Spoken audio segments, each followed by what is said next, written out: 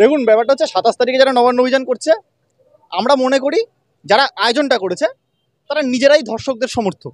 এবার ধর্ষকদের সমর্থক এবং নিজেরাই ধর্ষণ করে এসছে এরকম কিছু মানুষও হয়তো হাঁটবে, তাদের সাথে তো একই সাথে ধর্ষণ বিরোধী মিছিলে হাঁটা যায় না। এর আগে যখন মণিপুরের ঘটনা ঘটছিল কোনো এরকম অভিযান দেখা যায়নি। যখন হাতরাসের ঘটনা ঘটেছে তখন কোনো অভিযান দেখা যায়নি।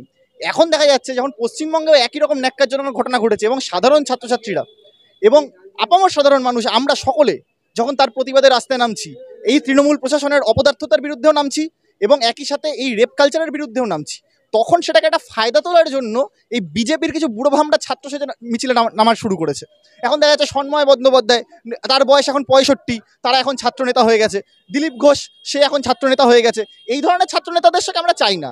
আমরা ছাত্রনেতা চাই যারা এখন স্কুল কলেজে পড়ছে, যারা সেই স্কুল কলেজে থেকে এই তৃণমূলের অপশাসনের বিরুদ্ধে আওয়াজ তুলছে, তৃণমূলের গুন্ডার বিরুদ্ধে আওয়াজ তুলছে, টিএমসিপি যে স্কুল কলেজগুলোতে যে ভয়ের পরিবেশ তৈরি করেছে তার বিরুদ্ধে আওয়াজ তুলছে স্কুল কলেজে দাঁড়িয়েই। সেই সকল ছাত্রনেতাকে আমরা চাই। আমরা কোনো দিলীপ ঘোষের মতন বুড়োভাম ছাত্রনেতাকে চাই না, যারা চিরকাল হাতরাসের মতন গণধর্ষণকে লুকিয়েছে, যারা মণিপুরের মধ্যে যে নগ্ন করে একটি মেয়েকে হাঁটানো হয়েছিল সেটাকে ছোট ঘটনা বলেছে যে মণিপুরের কথা পরে ভাববেন। এই ধরনের স্টেটমেন্ট যারা দিয়েছে তারা বেসিক্যালি ধর্ষণের সমর্থক। তারা যে আদর্শে বিশ্বাসী তারাই সেই ধর্ষণকে সমর্থন করে। আমার মনে আছে একটা ঘটনার কথা বলি। আসিফা কিছুকাল আগে একটা রেপ হয়েছিল, আসিফা বলে একটি মেয়ে। আমরা জানি যে সেই আসিফাকে, একটি বাচ্চা মেয়েকে দীর্ঘদিন ধরে একটা জায়গায় বন্দি করে রেখে দিনের পর দিন ধর্ষণ করা হয়েছিল। আমরা জানি বিলকিস বানুর কথা। সেই বিলকিস বানুর যারা রেপিস্ট তারা যখন জেল থেকে ছাড়া পায়, জেল থেকে বেল পায়, তাদেরকে বিজেপির নেতারা তাকে মালা দিয়ে তাদেরকে বরণ করে নিয়েছিল। সেই সকল নেতাদেরকে দিয়ে কি আজকের ছাত্র আন্দোলন পরিচালিত হবে? সেই সকল নেতাদের দিয়ে কি ধর্ষণ বিরোধী আন্দোলন করা সম্ভব? একেবারেই সম্ভব না। আমার মনে হয় যে সকল ছাত্ররা প্রকৃতভাবে রাত দখলের ডাক দিয়েছিল, যে সকল ছাত্রছাত্রীরা প্রকৃতভাবে রাস্তায় নেমেছিল, যারা রাস্তায় ছবি আঁকছে, যারা সাধারণ মানুষরা প্রতিদিন মশাল হাতে মিছিল করছে, যারা যে ফর্মে যেরকমভাবেই হোক মিছিল করছে, তাদের দ্বারাই আজকে পশ্চিমবঙ্গের এই রেপ কালচার বন্ধ করা সম্ভব, গোটা ভারতবর্ষের রেপ কালচার বন্ধ করা সম্ভব। কিন্তু অপরদিকে এটাও আশঙ্কা যে শুভেন্দু অধিকারী বা দিলীপ ঘোষটা এটা জানে যে এরা এমন একটা কিছু ঘটনা ঘটাতে পারে যেটাতে পুলিশ বাধ্য হয়ে গুলি চালাবে। ফলে এটাও কিন্তু একটা আশঙ্কার জায়গা যে তারা আসলে কোন একটা ধর্ষণের বিরুদ্ধে নামছে না, বা তারা ধর্ষণকে কমানোর জন্য নামছে না, বা ধর্ষণকে বিলুপ্ত করে দেওয়া, ধর্ষণের সংস্কৃতিকে বিলুপ্ত করে দেওয়ার জন্য নামছে না, বা পিতৃতন্ত্রের বিরুদ্ধে কথা বলছে না। তারা চাইছে এই ধর্ষণের সংস্কৃতি থাকুক, এটা বজায় থাকুক, তার সাথে শুধুমাত্র তারা ক্ষমতা যেন দখল করতে পারে, পশ্চিমবঙ্গের মসনদে যাতে বসতে পারে, পশ্চিমবঙ্গে লুটে পড়ে খেতে পারে। এটার বিরুদ্ধে দাঁড়ানোটা খুব প্রয়োজন। ফলে একদিকে যেরকম মমতা ব্যানার্জির স্বৈরাচারী আক্রমণ, সাধারণ ধর্ষণের কে এইভাবে লুকানোর চেষ্টা, এটার বিরুদ্ধে কথা বলা প্রয়োজন। অপরদিকে সেটাকে যারা ফায়দা তুলে ক্ষমতা দখলের চেষ্টা করছে তাদের বিরুদ্ধে কথা বলাটা খুব প্রয়োজন। অবশ্যই ধর্ষকদের সমর্থন, তাদের কিছু এসে যায় না ধর্ষণ আরেকটা হবে কি হবে না। আজকে আপনি বলুন, ধরুন আরজি করের যে ঘটনাটা ঘটেছে, এই ঘটনা তো আবারও ঘটছে, দিনের পর দিন ঘটছে, পশ্চিমবঙ্গে ঘটছে, উত্তরপ্রদেশে ঘটছে, বিহারে ঘটছে, গোটা ভারতবর্ষে ঘটছে। এটা একটা রেপ কালচার।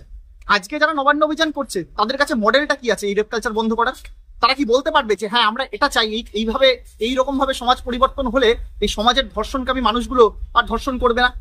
এইভাবে প্রশাসনকে নির্দেশ দিলে যে আর প্রশাসন এমন শক্ত হবে যে প্রতিটা মানুষ সুরক্ষিতভাবে ঘুরে বেড়াতে পারে? তাদের কাছে কোনো মডেল আছে?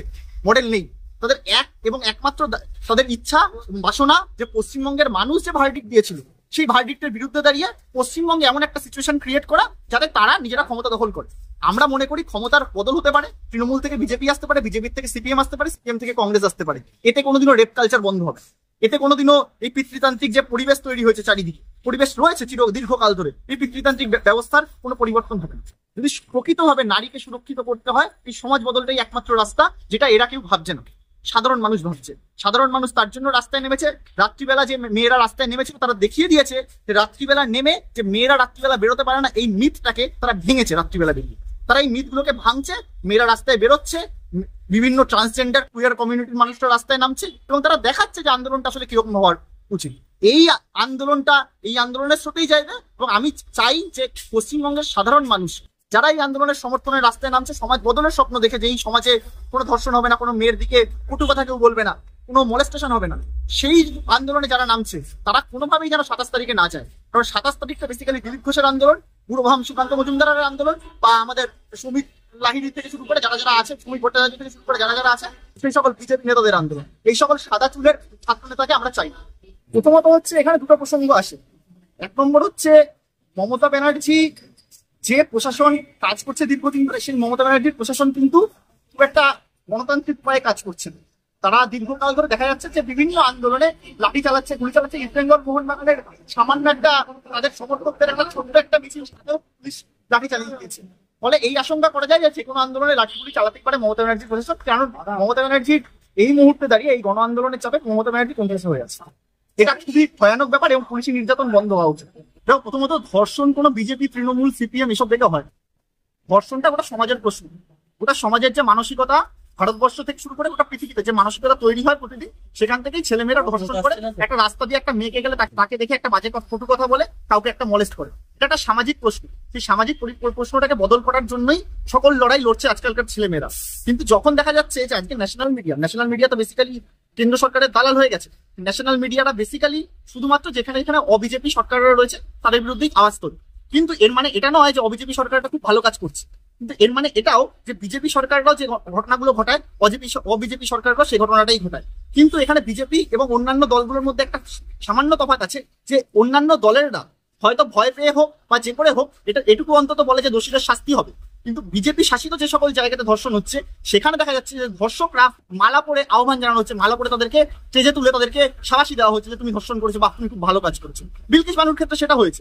বিলকিস বানুর ধর্ষকরা যখন জেল থেকে বেরিয়েছে, দেখা যাচ্ছে যে তাদেরকে মালা পরে বিজেপি নেতারা স্বাগত জানাচ্ছে। আজকের ডেটা বলছে, আজকেই একটা খবরের কাগজে একটা নিউজ বেরিয়েছে যে বলছে যে সবচেয়ে বেশি ধর্ষণে অভিযুক্ত হচ্ছে বিজেপি নেতারা ভারতবর্ষে। এটা ঘটনা। কিন্তু এর মানে কিন্তু এটা নয় যে বিজেপি মানেই ধর্ষণ করে। এর মানে এটাও নয় যে তৃণমূল মানেই ধর্ষণ করে না। এর মানে এটা আছে যে ধর্ষণকামী সংস্কৃতি ভারতবর্ষে রয়েছে। এটা বিজেপির মধ্যে থাকতে পারে, সেটা তৃণমূলের মধ্যে থাকতে পারে, সিপিএম এর মধ্যে থাকতে পারে, যে কোনো দলের মধ্যে থাকতে পারে। এই সংস্কৃতিকে বদলের প্রয়োজন, না কি কোনো একটা পার্টি বদলে পুরো ধর্ষণকে বন্ধ করে দেওয়া।